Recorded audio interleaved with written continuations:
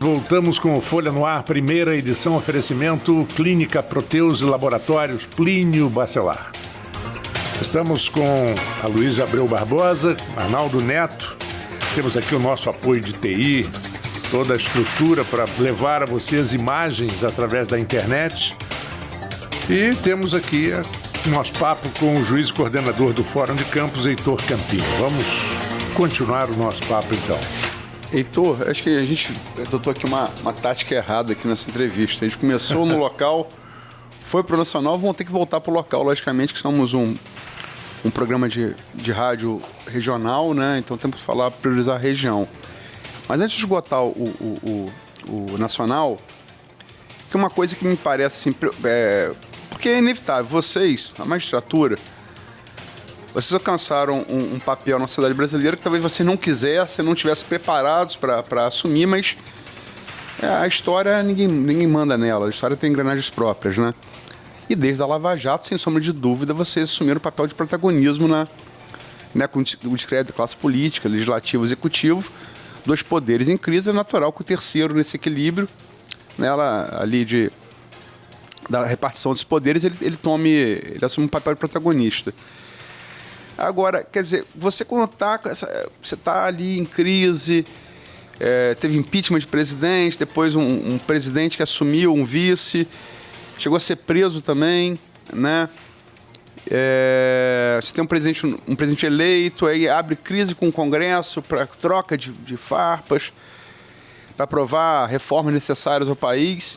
Não estou aqui discutindo se a proposta é boa, se é ruim, mas as reformas são necessárias. E aí, quer dizer, o Supremo, nesse momento que talvez fosse a hora de ser o equilíbrio, né, que está faltando, o Supremo às vezes se assoda e passa a ser ele mesmo também, em vez de botar panos quentes no sentido de estabilidade institucional. O Supremo, ele estica a corda também. Isso não é perigoso? O Supremo, ele está agindo dentro lá do conceito que ele entende que tem que atuar, né? Ele abriu lá a questão do inquérito e vai atuar dentro da legalidade lá, vai para plenário, eles vão decidir. Eu acho que de toda forma é salutar. Eu acho que só acho que tem que o plenário se manifestar, o plenário definindo para o Brasil. E aí, se a classe política entender que não está adequada, ela tem também instrumentos para definir outra forma de muda a Constituição. O político, ele tem esse poder, né? Porque o Dias Toffoli, presidente do Supremo, se fala muito que ele foi... É fato, né? Ele foi colocado no Supremo, Marco já falou, indicação política, debateu aqui. Você falou que a reprodução do modelo estadunidense, né? Uhum. Que está correto, enfim, tem uma tradição. É questão política, né? Sim, mas advogado do PT, advogado-geral da União, lobby de Zé Dirceu, ele é guindado ali pro Supremo. E eu falo até pessoalmente, eu sempre tive uma visão, opinião pessoal, uma ressalvas ao Dias Toffoli. Mas ele me pareceu, depois que entrou nele ali na presidência, né, que ele havia assumido a sua responsabilidade institucional. Esse é o meu papel, vou aqui, né, teve aquele problema lá com o filho lá do Bolsonaro, Eduardo, falou um negócio do cabo do soldado para fechar o Supremo. Enfim, pareceu... E aí sai com essa coisa agora que claramente, é uma opinião minha, mas me parece assustado, né, com o que pode vir aí, né, em relação a denúncias, né, essa coisa da Odebrecht, enfim. Porque há que se lembrar que a antagonista e a Cruzoé fizeram antes uma matéria de relações no banco com a mulher do Toffoli e tal, e agora sai essa coisa aí do amigo do amigo, que é... Isso não pode parecer a impressão de que o Supremo, ou pelo menos o presidente, está um pouco assustado, enfim? Eu acho que não, eu acho que ele instaurou lá, na frente dos 11 ministros, o inquérito para analisar se havia ataque ou não ao Supremo e eles têm que deliberar. Acho que o principal é isso. Acho que a sociedade civil tem que pedir para o plenário se posicionar. Pode, não pode? Pode como? Enfim, base legal ele tem para atuar. E o Toffoli, a história dele no Supremo, os julgamentos dele são bons. Né? Ele não é um ministro de julgamento, não é um ministro que a gente pode falar que não tem conhecimento jurídico. Não, ele é um ministro, cumpre a função dele bem. Não é tecnicamente, ele é um cara que tem, né, um senhor que tem capacidade intelectual, jurídica, cumpre a função dele. Adoro citar o Kelsen, né? Todo voto é o Kelsen. Coitado do Kelsen. Mas, enfim, você, falando agora da sua experiência, você, antes de ser juiz aqui no Rio de Janeiro, você foi juiz em São Paulo, né? E até é inevitável fazer analogia com o Toffoli, porque você passou num concurso que o Toffoli foi recusado 2 vezes, né? Que é juiz de primeira instância em São Paulo. Quer dizer, não estou falando que é referência, eu sei que você vai passar ao largo da referência do Toffoli, mas como é que foi essa experiência em outro estado antes de vir para cá? São Paulo é um estado interessante, né? Eu trabalhei lá 3 anos, trabalhei lá pelo interior. É uma justiça grande. O paulista ele fala que ele não é justiça estadual, ele é justiça bandeirante. Eles falam que eles eram, né? Eles que foram para o interior do país lá naquela época, e é uma justiça bem fechada, é uma justiça bem interessante. Eles têm um problema sério hoje em dia lá, é o julgamento de 2º grau. É um tribunal grande, vamos dizer, deve ter lá 400 desembargadores. Deve ter uns 800 juízes, 1000 juízes. 4 vezes o Rio de Janeiro. Aí você fala, e é melhor que a do Rio? Não, a justiça carioca, fluminense aqui é boa, igual. Eu acho até que o 1º grau, o 2º grau nosso nem se compara, né? O 2º grau nosso do Rio de Janeiro é bem estruturado, bem administrado. Eles têm um presidente bom, um corregedor bom hoje. Sempre teve o Rio de Janeiro, né? E a gente tem só que estruturar um pouco mais o 1º grau, né? E acho que vem isso agora com a digitalização aí, com a automação. Acho que o cidadão, acho que vai ser o grande salto de qualidade, eu gosto de usar essa palavra, porque realmente muda. Quando a gente tem, só que a gente não pode perder o tempo, né? Acho que o grande desafio do judiciário carioca, fluminense, é a gente não perder o nosso tempo. A gente tem agora para fazer. Então, se a gente conseguir fazer aí em 5 anos, em 3 anos, será fazer ótimo. Enquanto dá tempo, Enquanto dá tempo, né? A gente não pode deixar para depois. Porque senão vai cada vez mais processo, e aí fica cada vez mais difícil resolver, né? É o que a gente fala na justiça. Processo que demora demais também, para depois resolver, é muito difícil. Tem que resolver logo, né?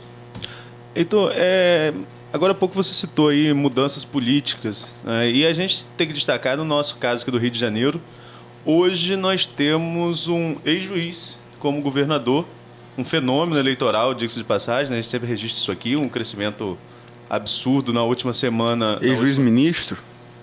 Ex-juiz-ministro também. Ministro da Justiça? Ah, sim, tem o Sérgio Moro. Tem o Sérgio Moro também, depois a gente falar sobre ele. Mas no caso do Whitson aqui,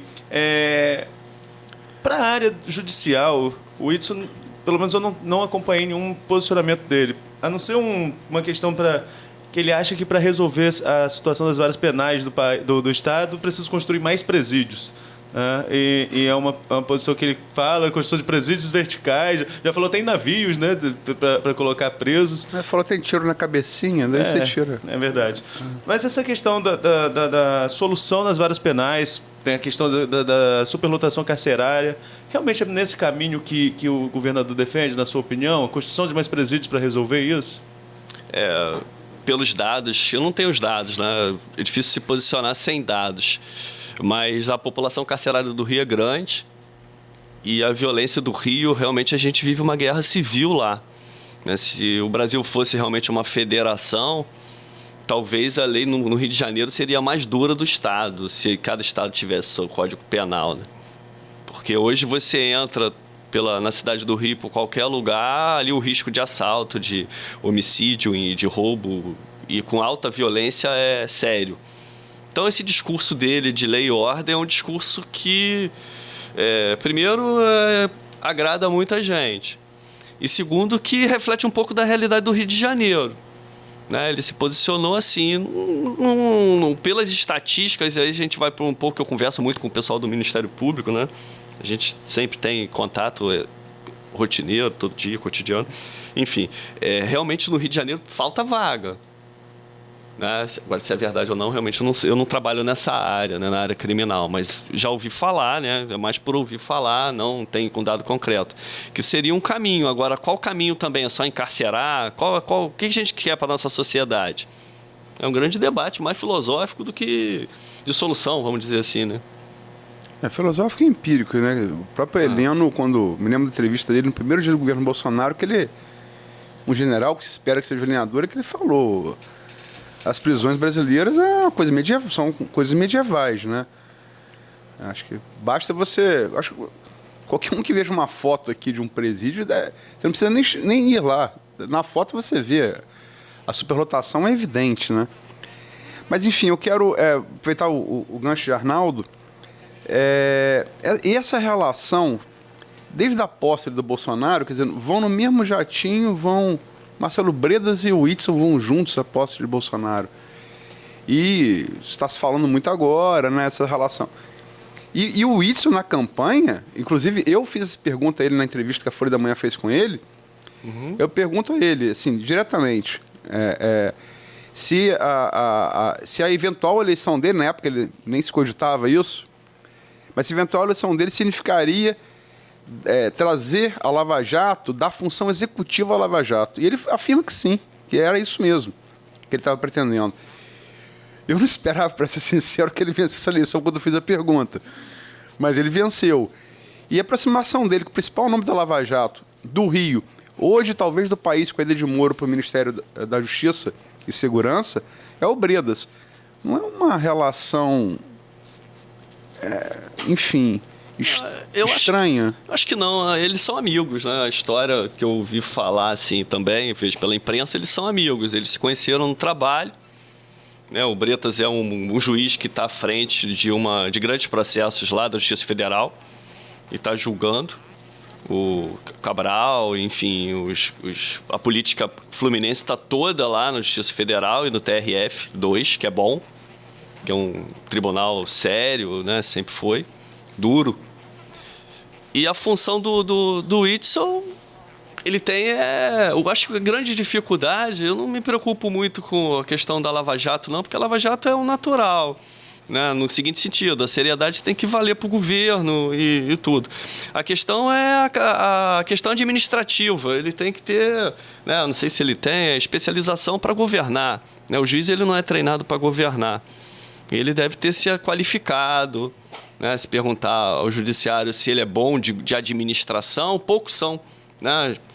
Eu estou hoje diretor do fórum, a gente passou lá bons juízes de administradores, teve o Paulo Assede, depois o Ralph Manhães, agora eu vou ficar um tempo. Né? Eles têm alguns que sabem administrar, esses dois sabem. Agora, administrar um estado complexo igual o Rio de Janeiro, com royalty, com conflito, a gente exigir praticamente o impossível, solucionar um estado. Ele tem que tentar melhorar alguma coisa. Eu acho que a função dele é essa. Ele entrou em um governo de esperança e ele tentar melhorar, ele entende de lei, ele pode focar em lei, pode focar em alguma coisa de segurança pública, né? Ele tem exemplos da Lava Jato, é isso. Agora, você falou aí da sua experiência como diretor do fórum. Você citou os seus antecessores. Prova que esse lado político também é importante até para o judiciário, aí, quer dizer, na outra parte aí dessa proximidade entre o Witzel e Bredas. Mas você já havia falado disso, se não me engano, no primeiro bloco, que o magistrado ele não tem necessariamente experiência administrativa, são duas coisas diferentes. Como é que é essa experiência para você, né? Você, como juiz, você tem função administrativa, você está com duas varas, titular de uma, está tentando resolver os problemas da outra, que é uma vara complicada, que a gente falou aqui, que é a Quinta Cível, né? Mas a função administrativa, como é que está sendo para você isso? A primeira vara de família, eu tô titular lá desde 2015, após a saída do juiz Paulo Assede. Hoje, um dos grandes juízes do Rio de Janeiro, titular da vara empresarial. Tem lá os casos de Eike Batista, né? Grandes empresas estão sendo comandadas lá, ajudadas pelas varas empresariais do Rio de Janeiro. E a primeira vara de família, ela anda bem, não é um problema, né? Eu tenho... A parte administrativa eu sucedi ao juiz Ralph, lá está bem estruturado também.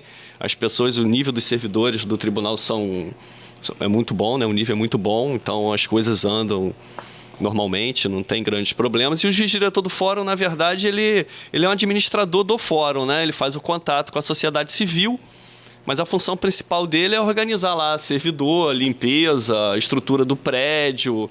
É mais uma espécie de função de síndico do Fórum de Campos. Tem sim uma função de representação também, né?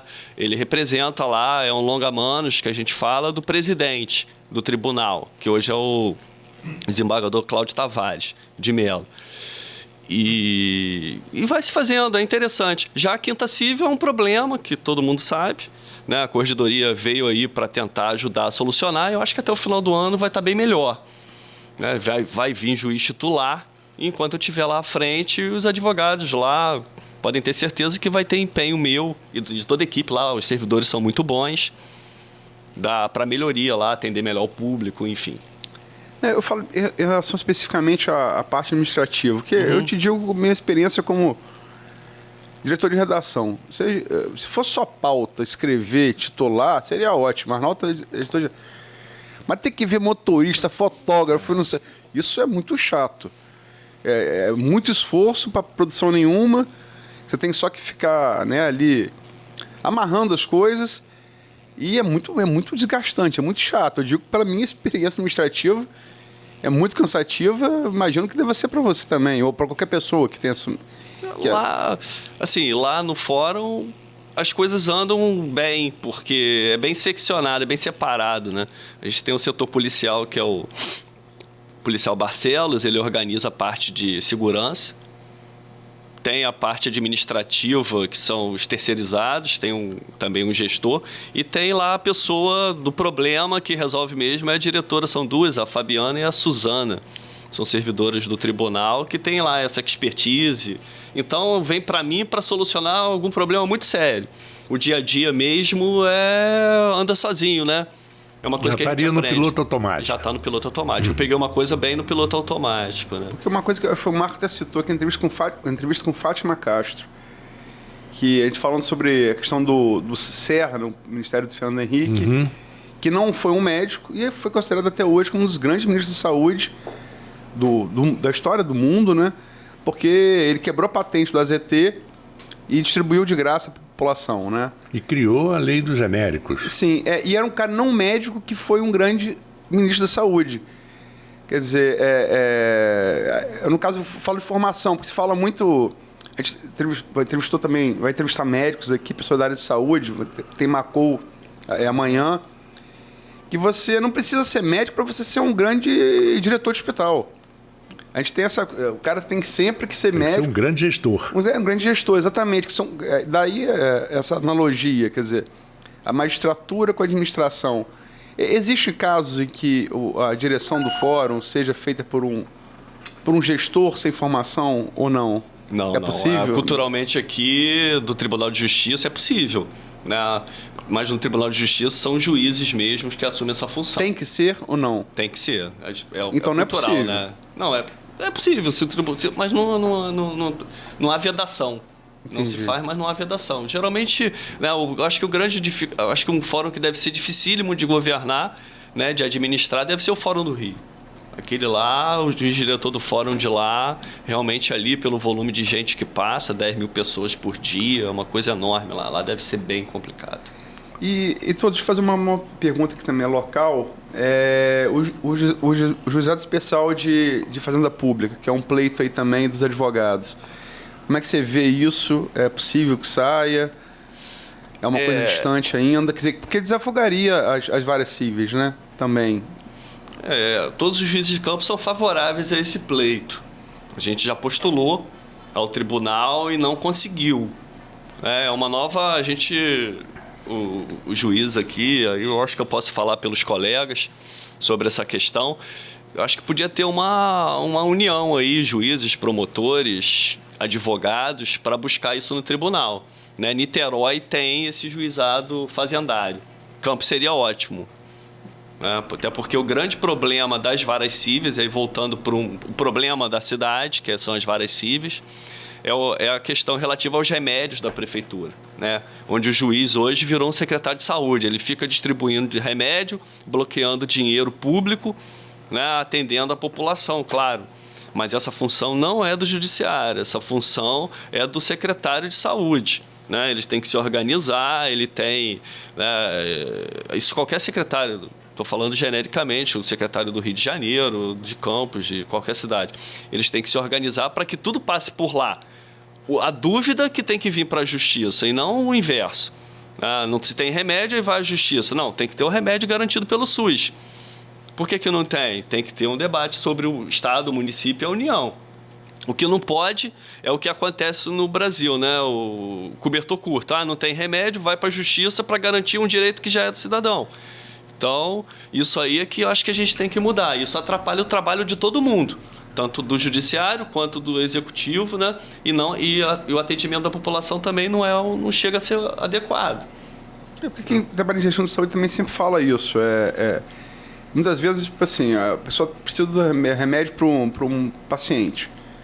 Aí entra a justiça. A justiça dá a decisão. Você tem que cumprir, porque a decisão judicial não se discute, se cumpre. Mas o juiz... ele decide aquela causa. Ele não tem conhecimento, quer dizer, dinheiro você não tira, não tem pé de dinheiro.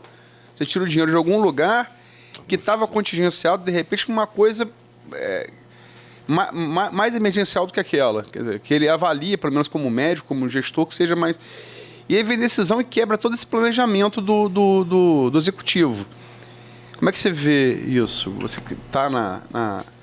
Esse é o grande debate. No Rio de Janeiro se resolveu isso através das câmaras técnicas. O que é a câmara técnica? Antes do juiz dar essa decisão, né, ele analisa se aquele remédio é adequado e manda para o médico para falar se realmente aquilo ali é garantido pelo SUS ou se não é. E aí ele tem embasamento teórico e técnico.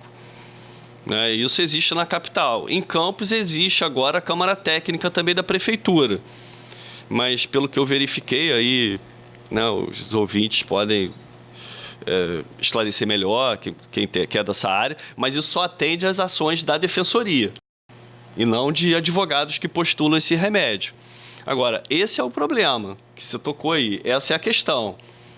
Até que ponto o judiciário pode bloquear dinheiro e evitar que se faça uma política pública de saúde.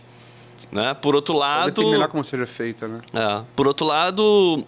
tem argumentos para toda a questão, dizendo enquanto se gastar em outras coisas menos importantes, o judiciário vai continuar fazendo isso.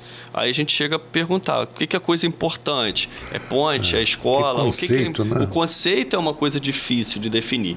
Então, o Supremo já está com ação sobre isso para definir exatamente qual vai ser a atuação do juiz frente à questão de remédio, tratamento de saúde. Né? Isso aí é um debate político sério, porque tem município que, por conta de um cidadão, não que ele não mereça, claro, mas você evita o atendimento de 200. Né? Exatamente. Arnaldo, vamos à última pergunta? Pode ser. O senhor citou mais cedo, quando a gente falou do Whitson, a questão de administração, e falou entre os itens da administração a questão dos royalties.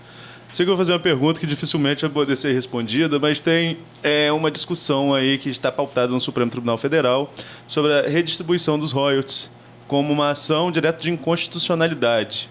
Não sei até onde o senhor poderia responder e se o senhor tem uma opinião formada sobre isso, sobre a inconstitucionalidade dessa nova partilha dos royalties que interferiria demais, sobretudo na nossa região, como produtora de petróleo. Essa matéria está pautada no Supremo. Eu sou parcial para definir isso, né? Até porque eu sou da região aqui. De tudo que eu falo do royalty, que eu acho que o mais importante que eu posso falar é que a gente tem que olhar para o futuro, porque uma hora realmente o royalty vai acabar, né? A gente precisa que os administradores sejam mais sérios na aplicação do dinheiro, né? Nosso. Melhor, aplicar melhor. Agora, é o grande debate político aí. Agora, o julgamento do Supremo realmente pautar isso aí, é o processo sob júdice, é vedado lá pela lei orgânica falar sobre essa questão, né? Realmente tem que seguir esse caminho, né? Mas a gente tem que buscar a melhor aplicação do dinheiro público para atingir a população. Mas é questão do Pacto Federativo que vai ser discutido, eu acho, né? Pacto Federativo. Os efeitos também, né? Porque o royalty tem muito a ver com o efeito da retirada do produto. Então a gente sofre consequências em razão disso. E aí, só para botar, desculpa, Marco, que o Carlos Alexandre, que teve lá no Supremo, foi assessor do Marco Aurélio, ele fala, quer dizer, eu sou de Campos e tal, professor da UERJ também, e ele fala que, embora ele seja defensor de Campos, do Estado do Rio por obra, mas ele não vê inconstitucionalidade, porque a Constituição fala que tem que ter o royalty, mas ela não fixa esse percentual. E a nova lei de partilha aprovada no Congresso, ela não muda o que está na Constituição. Ela vai no percentual. Redistribui. Redistribui o percentual. Quer dizer, então, ele fala, isso o legislador ordinário, o Carlos Alexandre, pode fazer.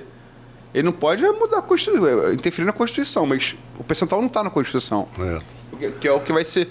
Acho que, no fundo, o que talvez seja feito é uma compensação da União, que recebe uma parte dos recursos para tentar... Porque, realmente, se a gente ficar sem isso do dia para a noite, é insolvência do município. Dos municípios e estados. Dos estados, com certeza. E a gente tem um caso sério aí do Rio Previdência, que é baseado muito na questão dos royalties do Rio de Janeiro, né, os aposentados. Então, é uma matéria complicada que o Supremo vai se debruçar. É verdade. Bom, desculpa, Marco. Nada, imagina, 8h38, nós vamos encerrando aqui esse segmento e o nosso papo com o juiz e coordenador do Fórum de Campos, Heitor Campinho, agradecendo muito a sua presença. Você chegou a dizer, eu nunca fui entrevistado, como é que eu faço? Você deu aula. Então, é um sinal de que você sabe, ou sabia e não sabia. Não sabia que sabia. Não, eu fiquei... Nas duas primeiras respostas, foram 3 frases. Eu falei, rapaz, vou ter que ter 100 perguntas aqui.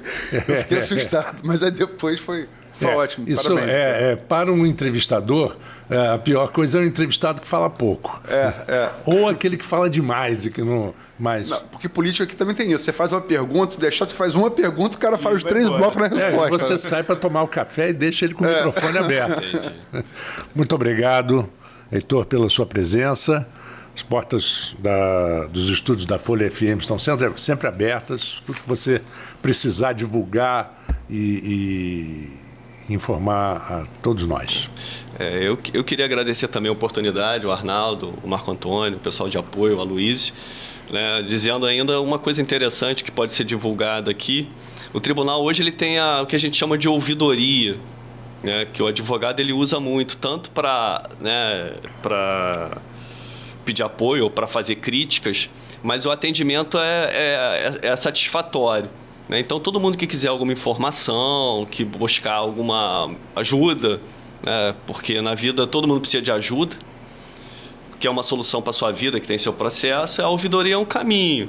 Né? Não vai solucionar tudo, mas um andamento, aquilo ali serve sim para chamar atenção, para mostrar para o cartório e para os servidores alguma coisa que pode ser feita. Porque, como a gente diz, o processo, muito andamento é simples. O difícil é o julgamento, né, em todo o processo. Mas, em regra, o andamento é uma coisa simples. O problema é o volume de serviço. E agradecer a oportunidade de estar aqui. Espero que eu tenha sido um pouco claro, que é uma coisa difícil, é uma coisa que a gente não... que eu, pelo menos, nunca tinha feito, que é falar na rádio. Tá bom? Agradeço aí. Um bom feriado aí para todo mundo hoje. Muito obrigado. Vamos a um pequeno intervalo e voltamos dentro de instantes. Folha FM.